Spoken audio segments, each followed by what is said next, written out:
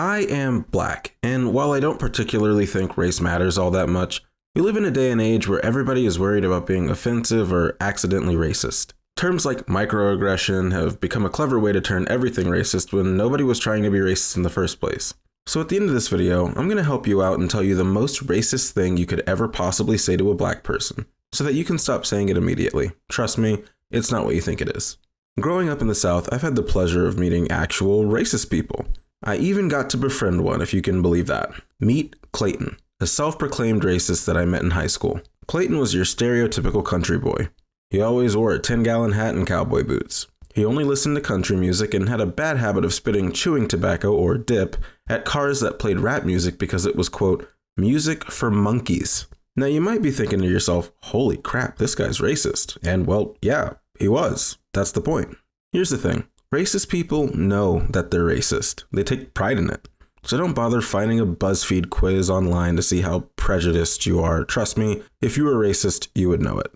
Anyway, as you can imagine, me and this kid did not get along, and we'd fight either verbally or physically every chance we'd get. Which was often, because I'd go to the public library after school, which was right down the street from his house. A typical Tuesday would look something like this.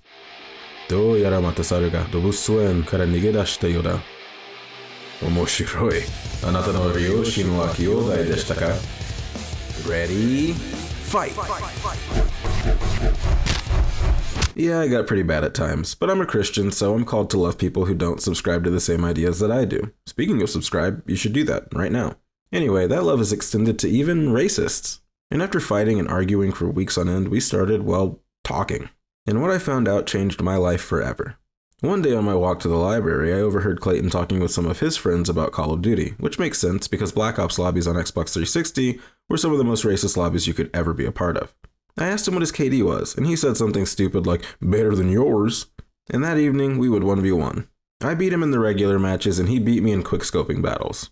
And slowly but surely, the trash talking and the racism faded away, replaced by very real questions like, hey Clayton, why are you racist? His answer? Well, I don't really know. My dad just raised me this way. That was the moment that I learned that most of the time, there wasn't a good reason for things like this. Most of the time, it's just passed down for generations until somebody questions it. Once I understood that, I made it my goal to change his mind. I was going to make him eat his words. I was going to become friends with a racist. On my walks to the library, I made conversation about little things to get to know him. One day he'd be listening to music, so I'd ask, what was he listening to? And he'd say something like, I'm listening to real music. So we exchanged our favorite songs, and he was surprised to find out that I liked rock music more than rap at the time. And he was willing to give my favorite band a chance as long as I promised to try out country music. So while he listened to Breaking Benjamin, I was listening to Easton Corbin. And I gotta be honest, country music is freaking lit, bruh.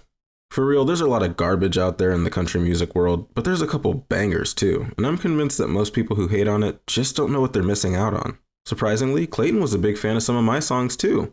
That day was probably the first time that we didn't insult each other, punch each other, or try to push each other into oncoming traffic. Seriously, we really hated each other for a while. I wish I was joking. Soon after that, we found ourselves talking about school and girls and family, and before I knew it, Clayton was walking with me all the way to the library just so we could hang out for a bit longer. And it turns out, when you cut off an entire race of people, your options for friendships get very limited very fast.